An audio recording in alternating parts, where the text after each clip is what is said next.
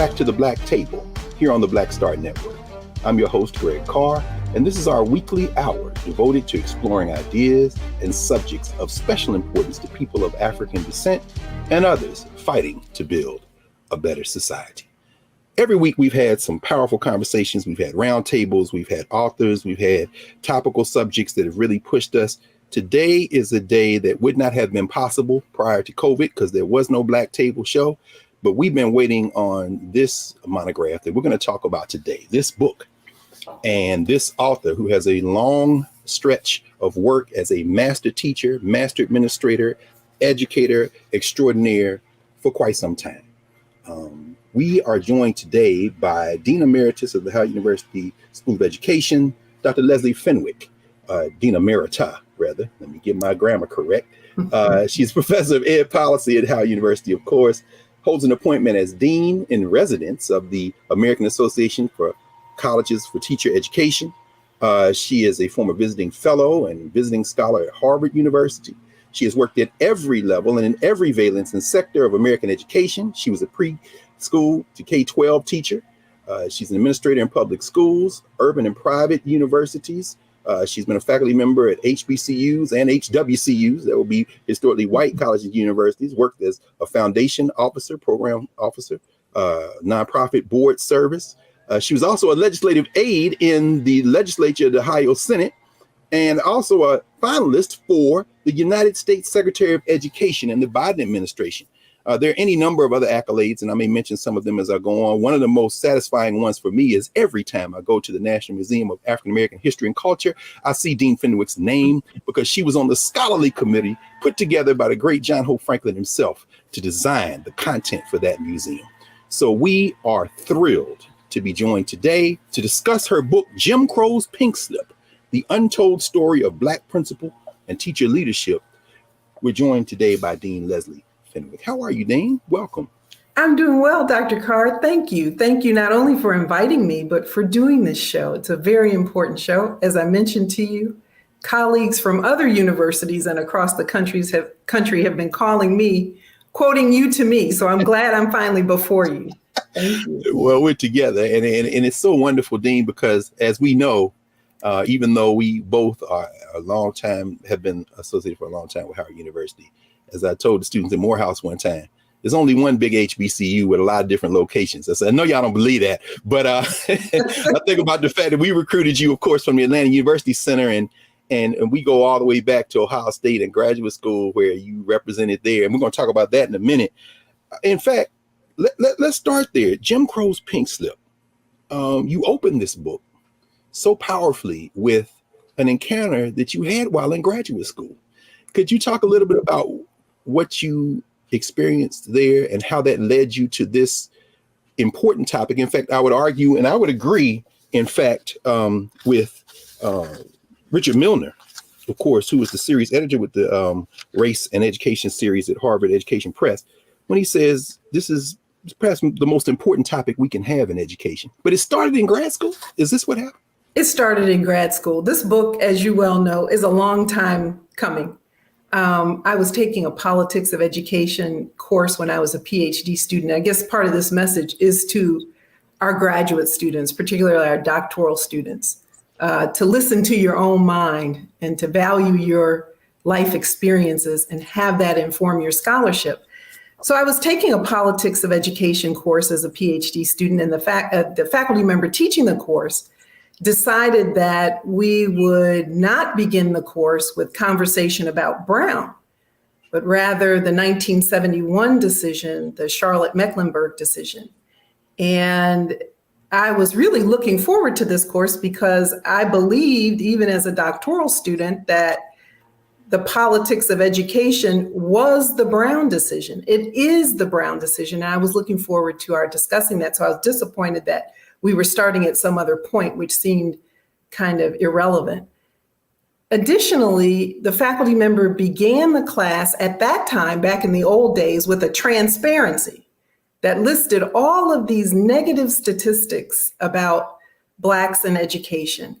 There was no framing of these statistics. There was no discussion about how these statistics are a symptom rather than a cause. There was no analysis that would lead the class to understand that the statistics that were being shared not only were some erroneous, they really reinforce racist assumptions about Black people, our intellectual capacity, and Black students' ability to achieve academically.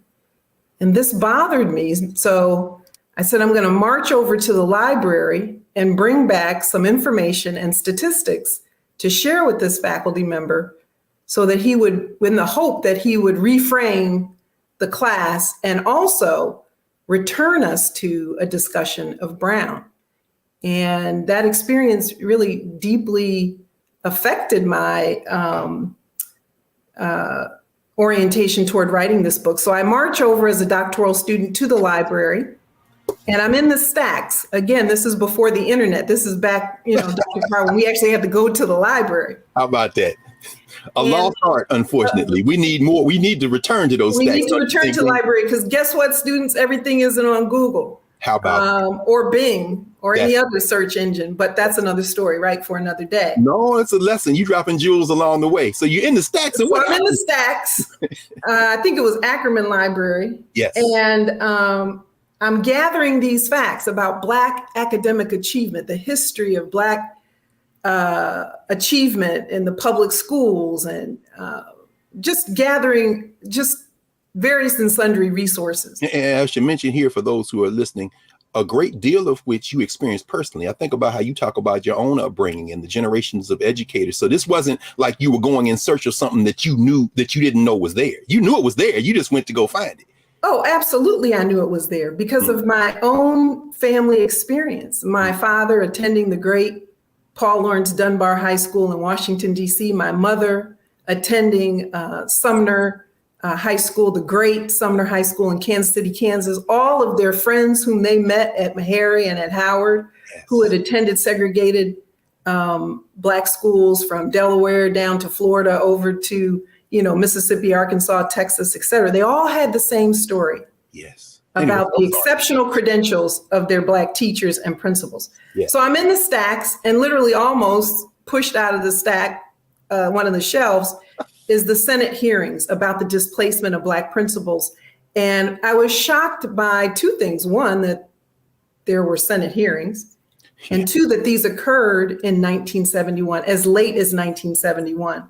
So now for our younger listeners, they may say 1971 was ancient history, but don't we think of Brown as 1954? That's right. But really this history still has resonance. It's a history that's not dead and still has resonance today.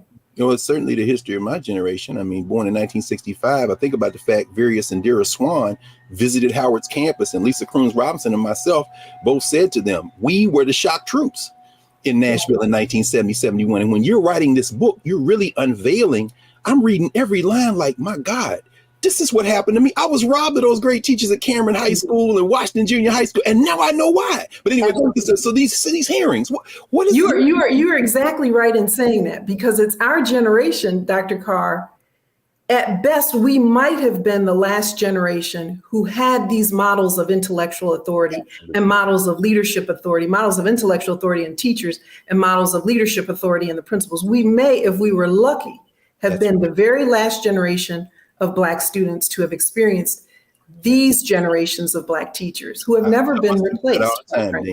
I tell my students all the time, we were trained by that last generation, that greatest generation that came out of U.S. apartheid. And you can tell the difference. And I know we're going to talk about that, but this is important to get it in the beginning. So as you're looking through these Senate hearings, what is revealed to you? I mean, what do you see there? I mean, it's amazing we don't know about these hearings. It is absolutely amazing, because this is the untold part of Jim Crow's Pink Slip, the untold story of Black principal and teacher leadership. And again, this is a message to our young scholars, young PhD students, and newly minted faculty. So these Senate transcripts on the displacement of Black principals have been cited at least 100 times in the literature. And yet the singular story that's shared in the Senate transcripts has not been talked about.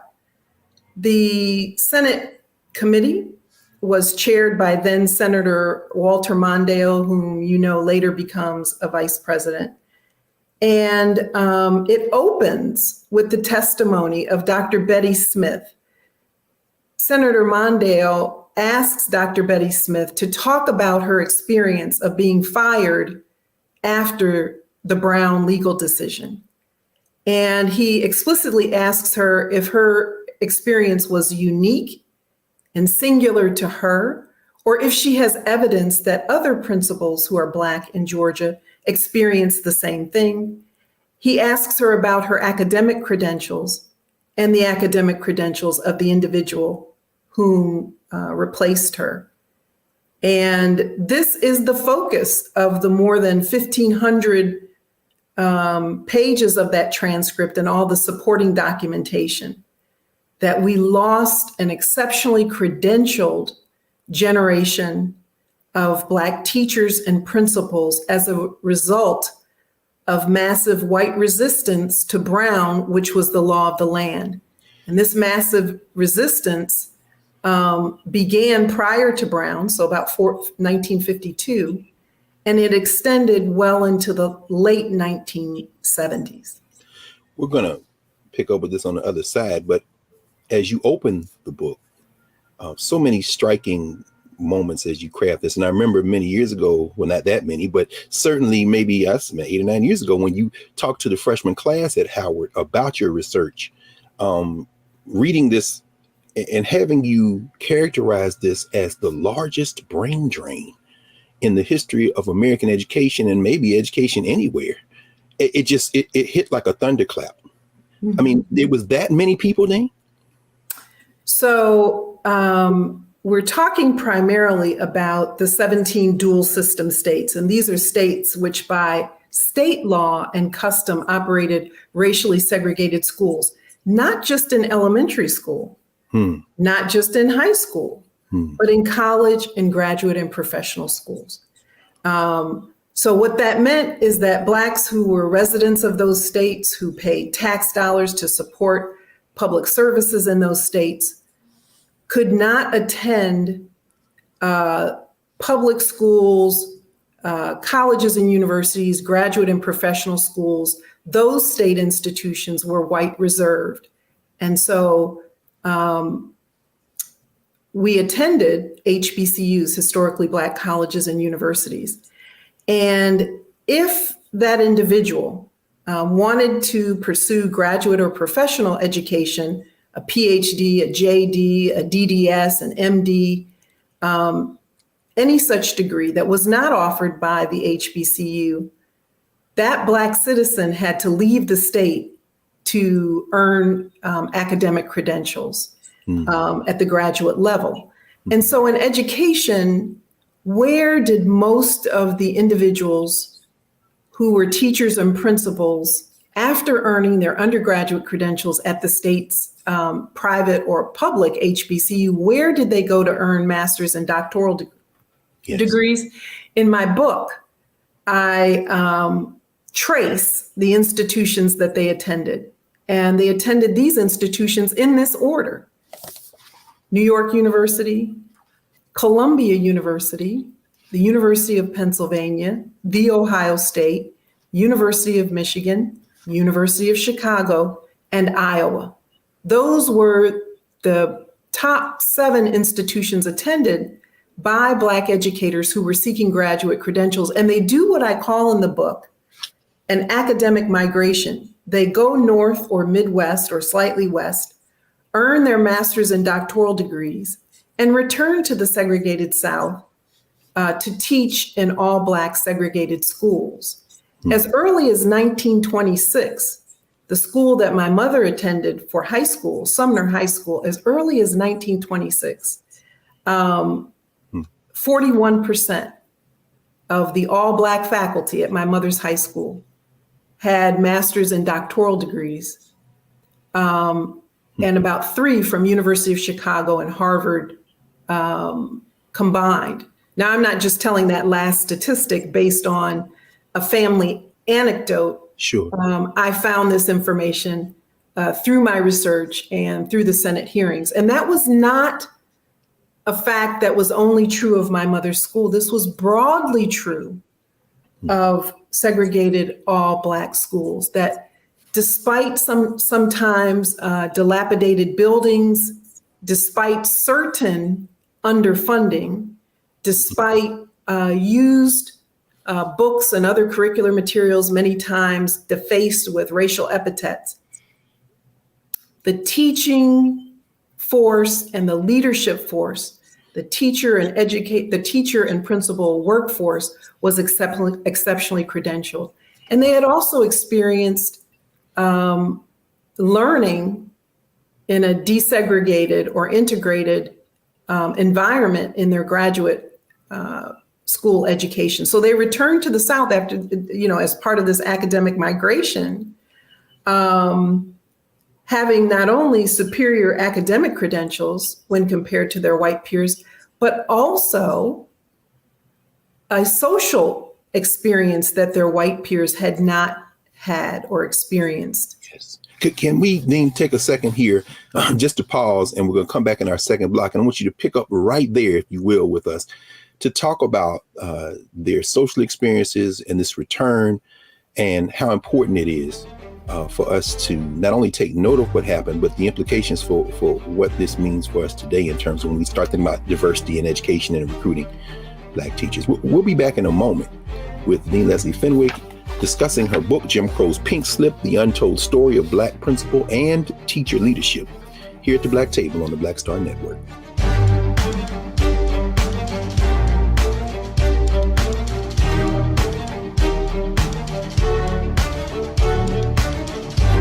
Fanbase is pioneering a new era of social media for the creator economy.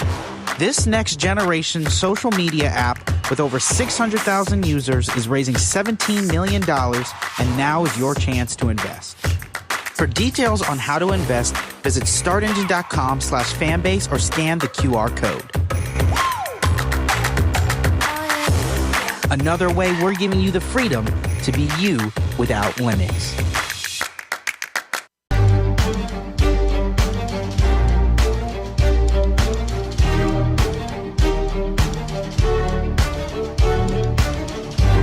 Welcome back to the Black Table.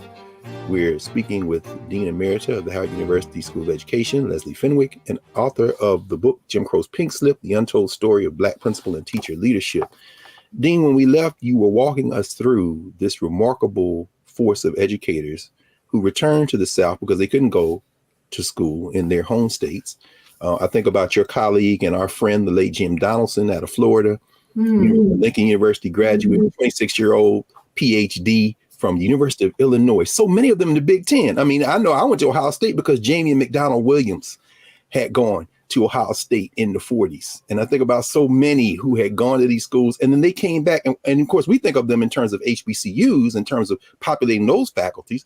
But you say they were also elementary and junior high school and high school teachers and principals. So how do they stack up against their white counterparts in the apartheid South and the Jim Crow South? So, as I mentioned, Black teachers across the apartheid South, the 17 dual system states, Black educators, teachers, and principals were more academically credentialed and experienced than their white counterparts. And this was one of the horrors and one of the reasons why this issue reached the ears of Congress in terms of this series of U.S. Senate hearings on the displacement of Black principals. The issue was not simply their displacement. The issue was that they were being fired, demoted, and dismissed and replaced by lesser qualified whites. That was the issue. And that is the focus of the Senate hearings, even though no one has written about this particular focus. So, when we talk about credentials and Black people, qualifications and Black people, I don't want to begin the conversation with our most recent Supreme Court justice. I want to go back to 1952 when superintendents and school boards told qualified Black people, credentialed Black people, superiorly credentialed Black people who, against the racial constriction of the times and nearly half a step out of slavery, worked to get exceptional credentials and be effective teachers, and who were still captured by the arc of racism and purged from our U.S. public school system, much to the detriment of all students, particularly Black students, and much to the detriment of the public school system itself. So to put this in kind of numerical perspective. Oh, yes, please do, yes. For your listening audience. Yes. Prior to 1954 in the 17 dual system states, Black educators comprised 35 to 50% of their state's teaching force or principalship force. So the educator workforce was about 35 to 50% Black. Today, out of the nation's 3.2 million teachers, less than 7% are Black. About 11% of the nation's 90,000 principals are Black, and less than 3% of the nation's 13,800 superintendents are Black. And here's something that's quite interesting. Then as now, Black educators are the nation's most academically credentialed educator.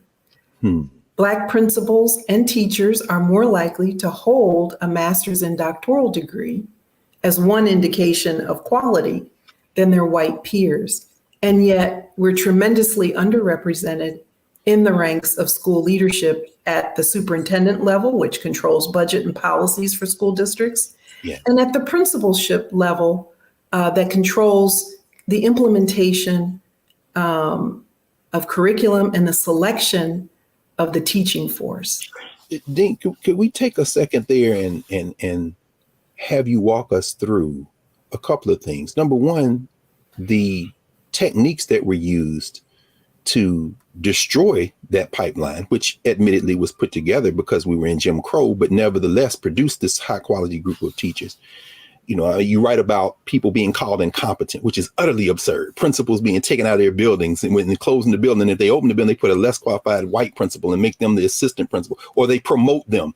It looks like a promotion, but you're trying to get rid of them. You talk about these two types of educators, either the people who can go along or the radicals. Let's get them out of the building. But, you know, as you're describing this, so that's one thing. Hopefully you can walk us through. And also, in terms of how they fought back, you tell the story of a group, all these groups, but the American Teachers Association. It's cost me a lot of money over the years to get the histories of the state level associations that the National Education Association paid for them to write those state histories. But in reading them, I almost get furious because it's like these were real people. These are the heroes of education, these teachers and principals in Arkansas and North Carolina. And you write about, of course, Georgia. Could you talk a little bit about how they got these teachers out of the pipeline and what these teachers did to fight back, to try to hold on, these teachers and principals? So, you know, while I'm writing the book, I'm thinking that the genius men, and it was all men at the time in terms of the legal strategy, Thurgood Marshall and all of those men. Thurgood Marshall is an NAACP attorney. He later becomes our first African-American Supreme Court justice. I think our grad, HBCU grad, and you can correct me if I'm wrong, but I think that his record of successfully defending 21 out of 31 cases before the Supreme Court has not been beaten. So no. He's still, you know, HBCU trained. No question. And still his record stands in 2022. Okay. So I'm thinking, as I'm reading all of this, all of my research that goes into the book, that Thurgood Marshall and others must know, because they're litigating all the cases in the South that precede Brown and that comprise Brown, that they must know that if Brown is successful, that given the racial customs, strictures, and just base violent racism of these states, that Black educators' jobs would be at risk. And yet I wasn't reading anything in the Senate hearing that said that. And so I call, and this speaks to Howard University and our wonderful resources in Moreland Spingarn. Yes. I call Joellen Bashir, and I hope she hears this on your show, Dr. Carr. Yes. And I'm dean at the time. So I'm trying to be dean and conduct this research and not have the two priorities conflict. But they do, because the deanship is consuming. Well, let me just pause here and put another name in the mix, because you follow in the arc of and are clearly built out of the same stuff as the great Charles Thompson, the editor of the Journal of Negro Education. So, I mean, somehow you make that happen. You're an example of this magic you're writing about. I wanted to channel him when I became dean. So so I call Ms. Bashir, Joellen Bashir, and I tell her my quandary. I said, I had not had other conversations with her about the book. Mm-hmm. But I tell her my quandary. I said, I think that Thurgood Marshall would know about this, or others would know that this was a prospect, that this might happen, that if Brown is successful, Black educators will lose their job. And she says, well, Dean Fenwick, normally we would invite you to come and review the resources that we have here at Moreland Spingarn and do a little sleuthing on your own to see if you can find the answer to that question. But given your responsibilities as dean, and she was very complimentary of me, I will see what I can find for you. So this was a special favor. Wow. And that was the end of that conversation. I would say flash forward 3 weeks later, maybe 4 weeks later, at home, I get a brown envelope addressed to me. I open it, and Joellen Bashir, the Moreland Spingarn archivist and librarian, has copied all of these materials. And one of the things she sent me was a memorandum that Thurgood Marshall had written. He was establishing in the NAACP the Teacher Information and Security Department. And the role of that department was to collect financial resources, because they knew as early as 1952 that if Brown was successful, Black educators were going to lose their jobs, Black teachers and principals, and that they would need financial resources to litigate those cases. And so I credit Joellen Bashir with answering my question and providing me evidence for that. And there were a lot of other interesting memoranda in there signed by Walter White and other leaders of the NAACP at that time, and even before. Thurgood Marshall also documents one of the most egregious cases. Remember now, he and other NAACP attorneys are going south. They're collecting the testimonies of Black principals and teachers about what's happening to them. Yes. And in South Georgia, he identifies a principal of a one-room dirt floor schoolhouse. The gentleman had earned his undergraduate credentials as a teacher at Fort Valley State University. At the time, I think Fort Valley College, now today, Fort Valley State University in Southern Georgia, and had gone on to earn a master's degree in educational leadership from Columbia University. Returned to the South and was teaching in a one-room dirt floor, all Black schoolhouse. And while integration was progressing, or the transfer, I'd prefer to call this the transfer of Black students into previously segregated all-white schools. That's very different than integration. This gentleman was replaced by a white milkman. Whoa. Now, this is the most egregious error, the most egregious example. I don't think that example was common, but what is clear by the historical record is that on a near one-to-one basis in the 17 dual system states, exceptionally credentialed and effective Black educators were replaced by less credentialed whites. Some were educators, others were not.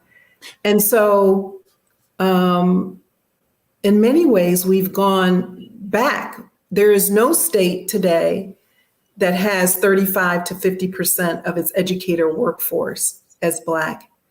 And the assertion of Jim Crow's pink slip is that we can trace the underrepresentation of Blacks in the educator workforce to this purposeful decimation of the Black educator pipeline, which resulted from white resistance to the Brown decision. And that protracted resistance occurred for more than 25 years. Thank you, Dean. We're going to take a pause here, and when we come back, let's continue this. You write about the Singleton case. You write, in fact, devote a whole chapter in litigating Jim Crow desegregation. And we want to come back, we want to talk about that fight, and not only how the Black educators were involved, but the Black sororities, fraternities, the links, how Black folk fought back. And we'll be back in a moment to continue our conversation with Dean Leslie Fenwick, author of Jim Crow's Pink Slip, here on the Black Star Network. Back in a moment.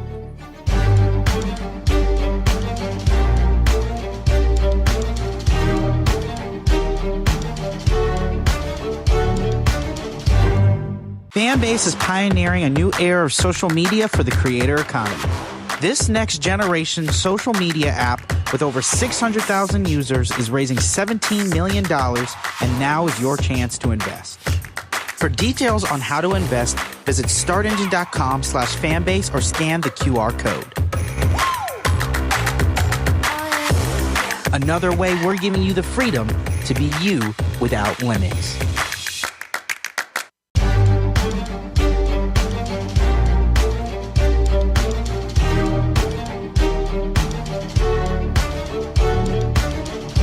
Welcome back to the Black Star Network. This is the Black Table. I'm your host, Greg Carr, joined today by Dean Leslie Fenwick, discussing her book, Jim Crow's Pink Slip. Don't forget to support the Black Star Network. It's not a conversation you're going to see anywhere else, frankly. Dean, when we left, you, of course, in this book, and everyone, you need to get this book because every page is littered with the history of our people. You mentioned Fort Valley. You talk about Horace Mann Bond, of course, who had been the president there and at Lincoln University before that. You talk about these rural educators who were wiped out. And even though that egregious example that you ended last block with may be sort of an outlier, you still talk a lot about how they got these educators out of the school. How you gonna call somebody incompetent who has all these degrees and all this experience, and then the legal challenges, which you write about in the chapter Litigating Jim Crow Desegregation? You know, these legal challenges, there were some successes, weren't there, in terms of trying to attack this because it's so baldly racist. Could you talk a little bit about how they fought back and how they recruited Black folk in the community to help, and how the Black professional class helped as well? Your language about baldly false is very important here. So yes, chapter 4, Litigating Jim Crow, summarizes and analyzes all the legal cases that ensued, given the firing, dismissal, and demotion of these 100,000 Black teachers and principals. And the fight was primarily led, the Herculean effort, by the NAACP. So Black teachers and principals are bringing their case to the NAACP. And remember now, the NAACP isn't located away from what's happening. The lawyers, primarily African-American, Jewish, some white, are going into these states, and they're living in these states, and they're recording what's happening to Black teachers and principals. So they're not removed from the reality, the hot reality of everyday life with Black people. Absolutely. They're part of this reality. Absolutely. Let's stop. And I want to mention that we interviewed Margaret Edds, who wrote a book on Spotswood Robinson and Oliver Hill. Of course, Virginia Union, trained, Howard University trained lawyers, and the school pay equalization fights that they had predating Brown. So the point you're raising now, I mean, is very important in this era when we think of Black leadership as not necessarily emerging out of Black communities. These Black folk and folks like Jack Greenberg, as you say, they are literally living with the communities they're fighting with. That's critical. It's critical. The other piece that's critical that doesn't get talked about as much is that, Black teachers, many of whom were female, are responsible for universal education, public education becoming a reality in the South. And this is really well chronicled by James D. Anderson's book, which I think should be read by every person, every American. Yes. Certainly every African-American person needs to read his book, The Education of Blacks in the South, because it will remove any miseducation about the vigorous pursuit of education by Black people and where that pursuit originated. It did not originate on this continent. Africans brought a deep and abiding commitment to a certain type of education and socialization of children and young people. And let me just pause here to inject in terms of what you write about. You talk about what this basically demotion and elimination of so many educators and principals of African descent does to the curriculum. It was very powerful when you wrote about that, and you talk about particularly these Black women who are not only modeling for their young people, but infusing them not only with a curriculum that in many ways is superior to the white schools in terms of the classical Eurocentric curriculum, Latin and Greek, but equally, if not more importantly, the cultural values that they represent. And I love the phrase that you use, cultural elision. When you talk about that cultural elision, I mean, you know, this isn't just about jobs, although you also write about what this does to Black wealth in this country. I'm like, how is Jim Crow's Pink Slip not the first book we look at when we start talking about education, but the cultural grounding? I mean, you know, this smashing this pipeline it's beyond the demographic. And you write about that. You say it's bigger than the data, although the data hasn't been brought forward. There's this cultural elision. Can you take a minute and talk about what are the implications of this for even today? So, and I've talked about the teachers and a large percentage of them being female, and this is related to your question. And the majority of principals at the time are African-American males in the all Black segregated schools. And in all white segregated schools, the majority of principals at the time are also male. You know, it wasn't until about the late 1980s that females as a group, regardless of race, become the majority of principals. Okay. So students are losing out on these models, as I said earlier, of Black intellectual authority and Black leadership authority when they're pushed into the previously segregated all white schools. You asked me so many questions there. Oh, just anywhere, because everybody has to get this book, quite frankly. And I know we're going to be teaching it. So I'm just glad this is our point of entry for so many people. But go ahead. Anywhere you want to pick, of course. Then. Well, let me talk about chapter 4, the legal cases, which it took quite some time to compile those and analyze them. There were several important partners, and one of the things I was saying is that all of this is under the Herculean leadership of the NAACP and its attorneys, but there were partners, important partners across, I would say, a cross-racial alliance led by the NAACP, the National Association of Secondary School Principals, which had previously primarily been an all-white and male organization, comes to the aid at the urging of Black principals and teachers to say, yes, this is a national problem. And they pressure the Nixon administration. They write amicus briefs. They testify in these series of Senate hearings saying, this is an atrocity and it must stop. The American Friends Service Committee, which we know as a Quaker human rights organization, goes into the South. They do some very powerful studies about how Black students who've been pushed into previously all-white segregated schools, how they're being treated in these schools. Teachers tearing up their homework, teachers requiring that they sit in the back rows, teachers requiring that Black students turn their desks to the back wall, ignoring physical abuse. The American Friends Service Committee a Quaker organization committed to human rights, goes into the South and records this and has powerful studies, not only about the bloodletting, the purging of Black educators, but how students are being treated. The American Jewish Congress also lending legal support, amicus briefs, commentary and strategy to fight this horror. So one of the messages of Chapter 4 is that Black educators come to their own defense and utilize the NAACP to fight the cause. And they also, these Black educators, urge and encourage other conscious organizations cross-racially to join the fight for right. Unfortunately, most of the damage is done even as the legal process unfolds.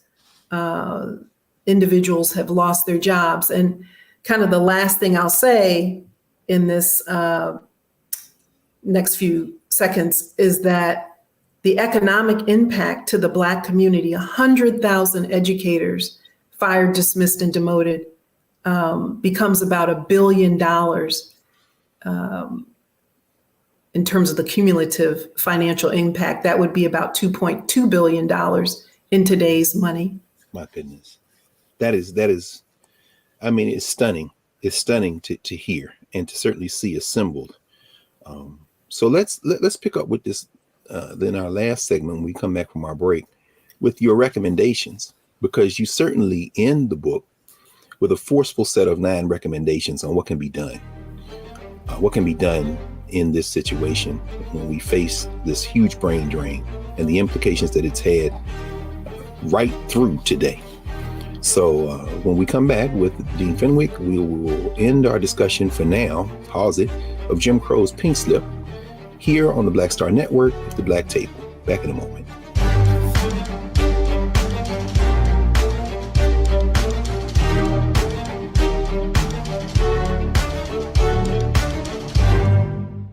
Fanbase is pioneering a new era of social media for the creator economy. This next generation social media app with over 600,000 users is raising $17 million, and now is your chance to invest. For details on how to invest, visit startengine.com/fanbase or scan the QR code. Another way we're giving you the freedom to be you without limits.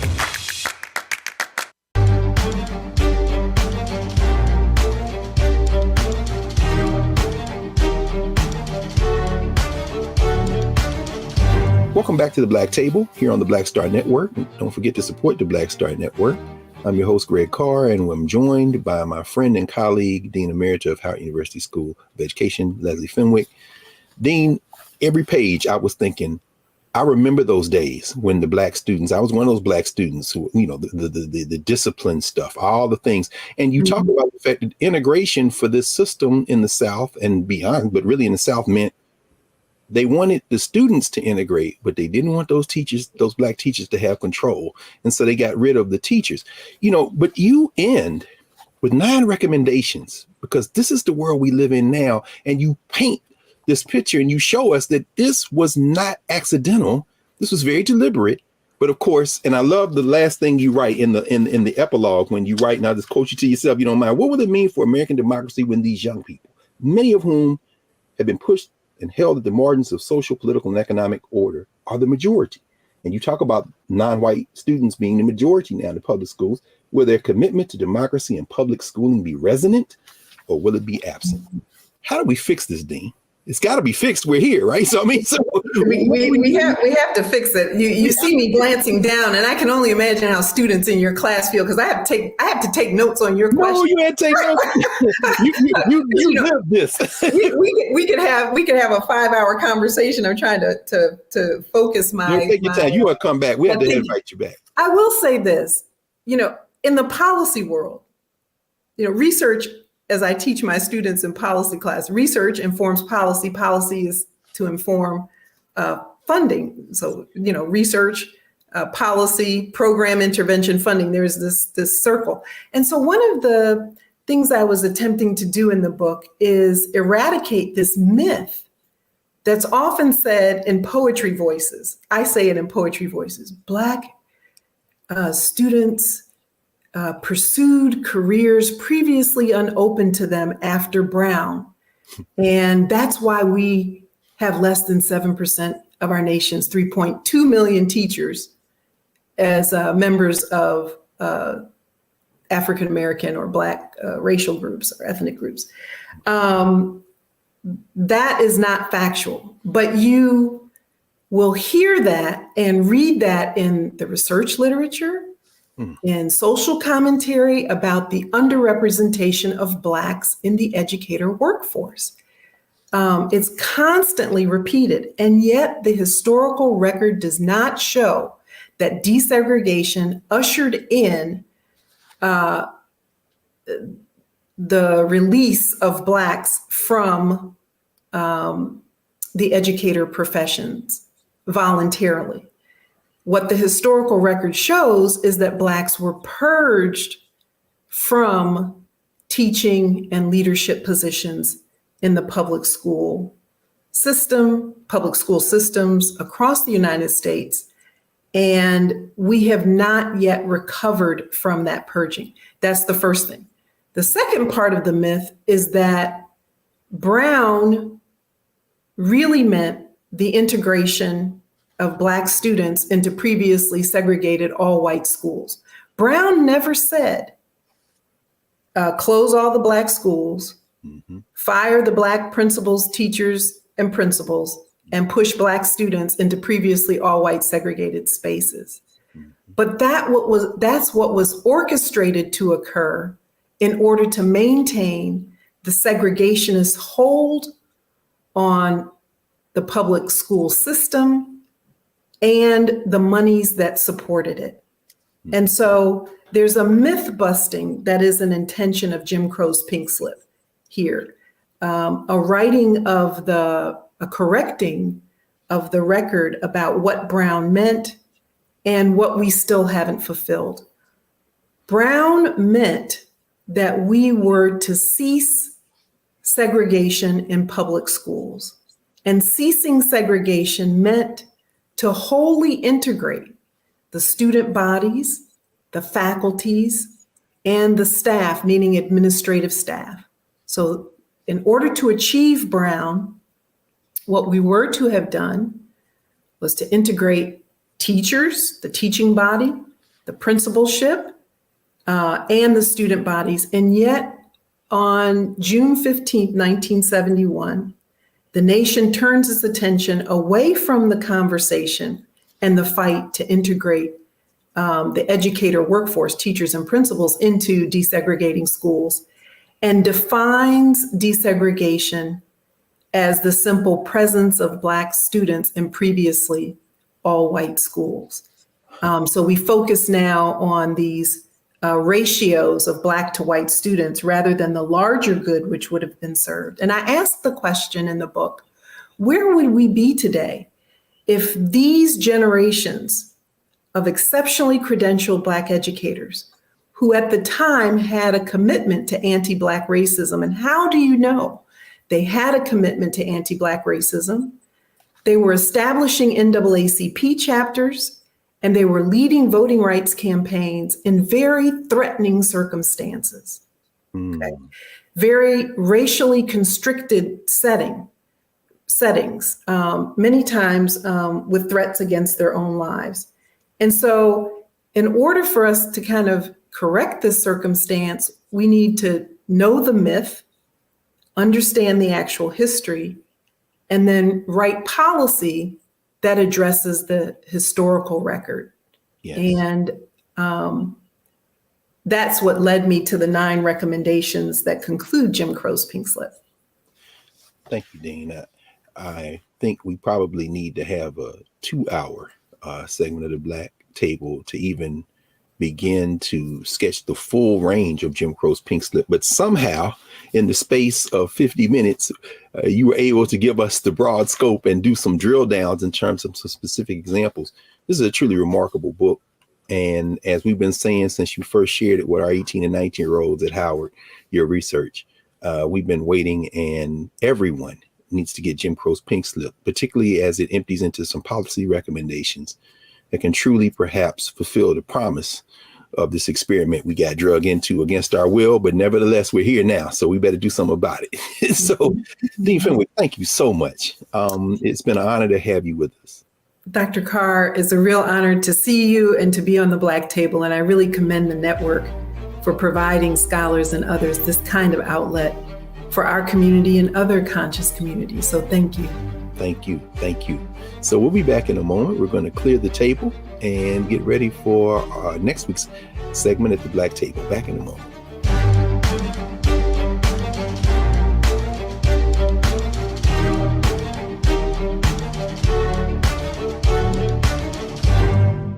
Fanbase is pioneering a new era of social media for the creator economy. This next generation social media app with over 600,000 users is raising $17 million, and now is your chance to invest. For details on how to invest, visit startengine.com/fanbase or scan the QR code. Another way we're giving you the freedom to be you without limits.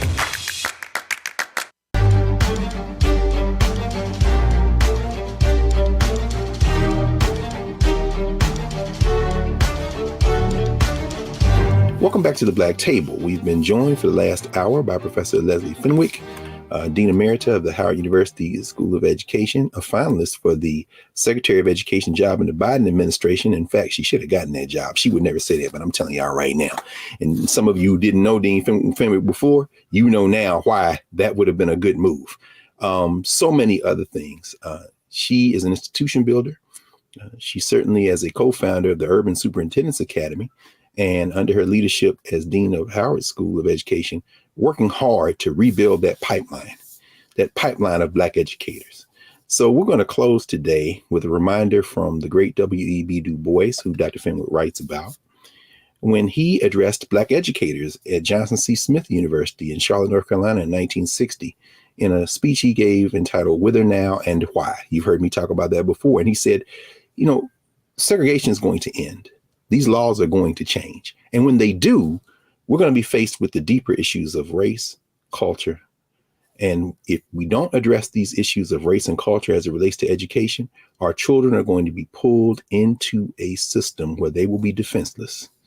And as we heard Dean Fenwick say, this was something that the NAACP anticipated and yet found itself powerless to prevent in the face of structured opposition, not just from the South, but in some cases from the federal government, from the testing agencies like ETS and others. And so we are faced now with a challenge. Will we educate our young people in this country, or will we surrender to the forces who simply want to choose something else over our common humanity?